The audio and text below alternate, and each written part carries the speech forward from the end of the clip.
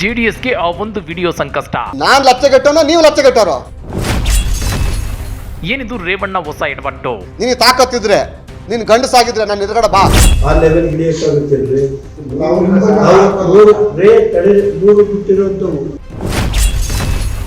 ರುಚಿಗೆದ್ದಿದ್ದಕ್ಕೆ BJP ಮುಖಂಡ.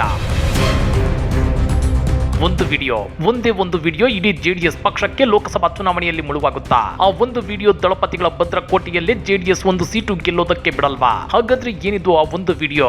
BJP ಮುಖಂಡ JDS ನ ಮಾಜಿ ಸಚಿವ ಎಚ್.ಡಿ. ರೇವಣ್ಣ ಅವರ ವಿರುದ್ಧ ರುಚಿಗೆದ್ದಿರೋದಕ್ಕೆ ಗೊತ್ತಾ? ಅದನ್ನ ಡೀಟೇಲ್ ಆಗಿ ತೋರಿಸ್ತೀವಿ. ಆದ್ರೆ ಅದಕ್ಕಿಂತ ಮೊದಲು ಹಲೋ ಕನ್ನಡ ಯೂಟ್ಯೂಬ್ ಚಾನಲ್ ಅನ್ನು ಸಬ್ಸ್ಕ್ರೈಬ್ ಮಾಡ್ಕೊಳ್ಳಿ. ಹಾಗೇನೆ ಪಕ್ಕದಲ್ಲಿರೋ ಬೆಲ್ ಬಟನ್ ಅನ್ನು ಪ್ರೆಸ್ ಮಾಡಿ. ನೋಡಿ, ಲೋಕಸಭಾ ಚುನಾವಣೆಗೆ ಇನ್ನು ಕೇವಲ 3 ತಿಂಗಳು ಬಾಕಿ ಇದೆ.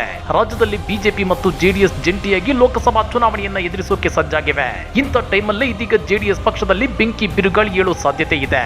ಯಾಕಂದ್ರೆ ಬಿಜೆಪಿ ಮುಖಂಡರೊಬ್ಬರು ರೇವಣ್ಣ ಅವರ ಒಂದು ವಿಡಿಯೋ ಬಿಡುಗಡೆ ಮಾಡೋದಾಗಿ ರೋಚಿಗೆದ್ದಿದ್ದಾರೆ. ಹಾಗಾದ್ರೆ ಏನದು ಆ ಒಂದು ವಿಡಿಯೋ? ಆ ವಿಡಿಯೋದಲ್ಲಿ ಅಂತದ್ದೇನಿದೆ ಗೊತ್ತಾ? ಅದನ್ನ ಡೀಟೇಲ್ ಆಗಿ ತೋರಿಸ್ತೀವಿ ನೋಡಿ. ಪೇಪರ್ ಅಲ್ಲಿ ಸ್ಟೇಟ್ಮೆಂಟ್ ಕೊಡುವಂತ ರೇವಣ್ಣ ಅವರೇ, ನೀನು ತಾಕತ್ತಿದ್ರೆ, ನೀನು ಗಂಡಸಾಗಿದ್ರೆ ನನ್ನ ಎದುರುಗಡೆ ಬಾ. ನಾನು ದಾಖಲೆ ತಗೊಂಬತ್ತೀನಿ. ನಾನು ನಿಂಗೆ ನಿನ್ನ ಅಕ್ರಮ ಚಟುವಟಿಕೆಗಳೆಲ್ಲನೂ ಅಲ್ಲಿ, ನಿನ್ನ ಮತ್ತು ನಿನ್ನ ಕುಟುಂಬದ ರಾಸಲೀಲೆಗಳು ನನ್ನ ಹತ್ರ ಇದಾವೆ. ಇಲ್ಲಿ ನಿನ್ನ ಮಗ ಯಾಕೆ ಹೋಗ್ಬಿಟ್ಟು ಕೋರ್ಟ್ ಸ್ಟೇ ತಗೊಂಡು ಇಲ್ಲಿ?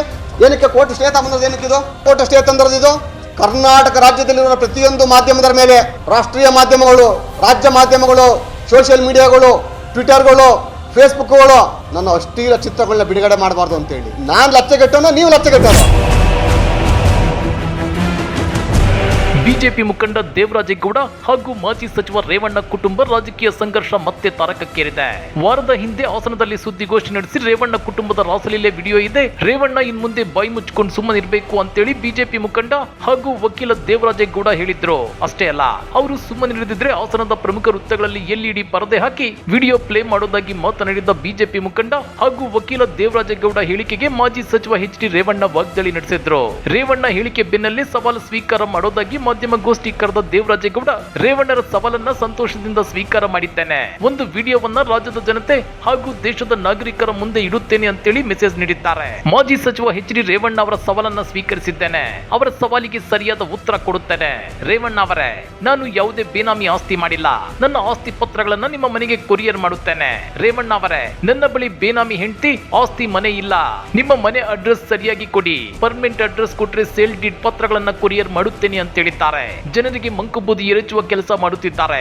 ಎಚ್.ಡಿ. ರೇವಣ್ಣ ಅವರು ನನ್ನ ವಿರುದ್ಧ ಅಸಂಬದ್ಧ ಪದಗಳನ್ನು ಬಳಸಿದ್ದಾರೆ. ಕಳೆದ ಎಂಪಿ ಎಲೆಕ್ಷನ್ ಅಲ್ಲಿ ಮತಗಟ್ಟೆಯಲ್ಲಿ ನಿಂತು ಕಳ್ಳ ಮತ ಹಾಕಿಸಿದ್ದೀರಿ. ಕೈಯಲ್ಲಿ ವೋಟರ್ ಐಡಿ ಹಿಡಿದು ಮತ ಹಾಕಿಸಿದ್ರಿ. ನೀವು ಆಗ ಸರ್ಕಾರದ ಮಂತ್ರಿಯಾಗಿದ್ರಿ. 40-50 ನಿಮಿಷಗಳ ಕಾಲ ಪಡುವಲ ಹಿಪ್ಪೆ ಬೂತ್ ಸಂಖ್ಯೆ 244ರಲ್ಲಿ ನಿಂತು ಐಡಿ ಕಾರ್ಡ್ ಕೊಟ್ಟು ಮತ ಹಾಕಿಸಿದ್ದಾರೆ ಅಂತೇಳಿ ಮಾಜಿ ಸಚಿವ ಎಚ್.ಡಿ. ರೇವಣ್ಣ ಅವರ ವಿರುದ್ಧ ಆರೋಪಿಸಿದ್ದಾರೆ. ಆದರೆ 5 ವರ್ಷದೊಳಗೆ ವಿಸ್ತರಿಸಬಹುದಂತ ಅವಧಿಗೆ ಕಾರಾವಾಸದಿಂದ ಮತ್ತು ಜುಲ್ಮಾನೆಯಿಂದ ದಂಡಿತನಾಗತಕ್ಕದ್ದು ಇದು ಈ ಆಕ್ಟಲ್ಲಿ ಬಂದಿರುವಂಥದ್ದು ತೀರ್ಪು. ಇದು ರೇವಣ್ಣ ಅವರು ಅಪರಾಧವನ್ನ ಮಾಡಿದರೆ ಅಂತೇಳಿ ಈ ಜಡ್ಜ್ಮೆಂಟ್ ಅಲ್ಲಿ ಹೇಳಿದ್ದಾರೆ. ರೇವಣ್ಣ ಅವರು ಅಪರಾಧಿ ಎಂದು ಹೈಕೋರ್ಟ್ ನಲ್ಲಿ ಸಾಬೀತಾಗಿದೆ. ದೇವೇಗೌಡರ ಕುಟುಂಬದ 48 ಮತಗಳು ಪಡುವಲ ಹಿಪ್ಪೆ ಬೂತ್ ನಲ್ಲಿವೆ. ಆದ್ರೆ ಮತ ಚಲಾವಣೆ ಮಾಡಿದ್ದು ಮಾಜಿ ಪ್ರಧಾನಿ ಎಚ್.ಡಿ. ದೇವೇಗೌಡರ ಕುಟುಂಬ, ಎಚ್.ಡಿ. ರೇವಣ್ಣ ಕುಟುಂಬ, ಒಬ್ಬರು ಸೊಸೆ ಮಾತ್ರ. ರೇವಣ್ಣ ಅವರು ಕಳ್ಳ ಓಟು ಹಾಕಿಸಿದ್ದಾರೆ ಎಂದು ಪತ್ರಿಕಾಗೋಷ್ಠಿಯಲ್ಲಿ ರೇವಣ್ಣ ಅವರು ಬೂತ್ ನಲ್ಲಿ ನಿಂತಿರೋ ವಿಡಿಯೋವನ್ನ ಬಿಜೆಪಿ ಮುಖಂಡ ದೇವರಾಜೇಗೌಡ ಬಿಡುಗಡೆ ಮಾಡಿದ್ದಾರೆ. ನೋಡಿ, ಇಲ್ಲಿ ಅವ್ರು ಏನು ಹೇಳಿದ್ರು ರೇವಣ್ಣ ಅವರು, ನಾನು ಯಾವ ಮತಗಟ್ಟೆಗೆ ಹೋಗಿದ್ದೀನಿ, ನಾನಲ್ಲಿ ಯಾವ ಮತಗಟ್ಟೆಯಲ್ಲಿ ನಾನು ಕಳ್ಳೋಟ ಹಾಕಿದ್ದೀನಿ ಅಂತ ಹೇಳ್ತಾರಲ್ಲ. ನೋಡಿ, ಲೈವ್ ನೋಡಿ. ಈಗ ನಿಮ್ಗೆಲ್ಲರಿಗೂ ವಿಡಿಯೋ ಕಳಿಸ್ತೀನಿ ಅದು ನಿಮ್ಮ ಮೊಬೈಲ್ಗೆ.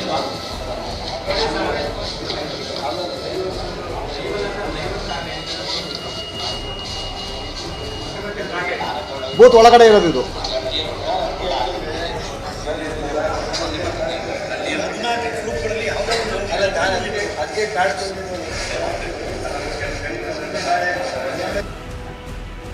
ನೋಡಿದ್ರಾ, ಇದು ಜಸ್ಟ್ ಟ್ರಯಲ್ ಅಷ್ಟೇ. ಇದು ನಾನು ಸರ್ ನಿಮ್ಗೆ ಎಷ್ಟು ಬೇಕು ಆ ಪಾಠ ಅಷ್ಟು ಮಾತ್ರ ಕಟ್ ಮಾಡಿದ್ದೀನಿ. ನಿಮಗೆ ಅಲ್ಲಿ ವಿಡಿಯೋ ಕಳಿಸ್ಕೊಡ್ತೀನಿ. ನಿಮಗೆ ನಾನು 244 ಪಡವಲಿಪ್ಪೆ 244 ಆಯ್ತಾ ಸರ್? ಇದು ನಡೆದಂಥ ವಿದ್ಯಮಾನಗಳಿದು. ರೇವಣ್ಣ ಅವರು ನನ್ನ ವಿರುದ್ಧ ಅಸಂಬದ್ಧವಾದ ಪದಗಳನ್ನು ಬಳಸಿದ್ದಾರೆ. ನಾನು 70 ಕೋಟಿ ರೂಪಾಯಿ ಸಂಪಾದನೆ ಮಾಡಿದ್ದೇನೆ ಅಂತೇಳಿ ಎಚ್.ಡಿ. ರೇವಣ್ಣ ಅವರ ವಕೀಲರು ನನ್ನ ವಿರುದ್ಧ ಆರೋಪ ಮಾಡಿದ್ದಾರೆ. ಅವರ ಆರೋಪಕ್ಕೆ ಸಂಬಂಧಿಸಿದ ದಾಖಲೆ ಬಿಡುಗಡೆ ಮಾಡಿದ್ದೇನೆ. ನನ್ನ ಚರ ಮತ್ತು ಸ್ಥಿರಾಸ್ತಿ ದಾಖಲೆ ಘೋಷಣೆ ಮಾಡಿದ್ದೇನೆ. ಮನೆ ಆಸ್ತಿ ಸೇರಿ ನನ್ನ ಬಳಿ 80 ಕೋಟಿ ರೂಪಾಯಿ ಇದೆ ಅಂತ ಹೇಳಿದ್ದಾರೆ. ಯಾರನ್ನ ಕಳಿಸಿದ್ದ ನನ್ನ ಪಂಚಾಯತಿಗೆ ಕೇಸ್ ವಾಪಸ್ ತೆಗಿ ಅಂತ ಹೇಳಿ? ಯಾರು ನಿನಗೆ ಬಕೆಟ್ ಹಿಡಿತಾರೆ ಇವತ್ತು? ಪೂರ್ಣಚಂದ್ರ ಅಂತ ಅಡ್ವೊಕೇಟ್ ಅದೇ ಪೂರ್ಣಚಂದ್ರ ಮತ್ತೆ DCC ಬ್ಯಾಂಕ್ ಅಧ್ಯಕ್ಷ ನಾಗರಾಜು ನನ್ನ ಮನೆಗೆ ಬರ್ಲಿಲ್ಲ ಅಂತ ಬರ್ಲಿಲ್ವಾ ಕೇಸ್ ವಾಪಸ್ ತೆಗಿ ಇಷ್ಟು ಕೋಟಿ ಕೊಡ್ತೀವಿ ಅಂತ ಹೇಳಿ ಸಾಕ್ಷಿ ಬೇಕಾ ನಿಮ್ಗೆ?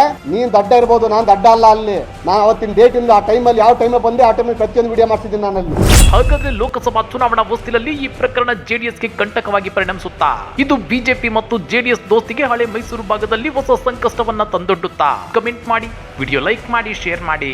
ಇಂಥ ಮತ್ತಷ್ಟು ರೋಚಕ ರಾಜಕೀಯ ಸುದ್ದಿಗಳನ್ನ ಮಿಸ್ ಮಾಡದೆ ನೋಡಬೇಕು ಅಂದ್ರೆ ಹಲೋ ಕನ್ನಡ ಯೂಟ್ಯೂಬ್ ಚಾನಲ್ ಅನ್ನ ಸಬ್ಸ್ಕ್ರೈಬ್ ಮಾಡ್ಕೊಳ್ಳಿ.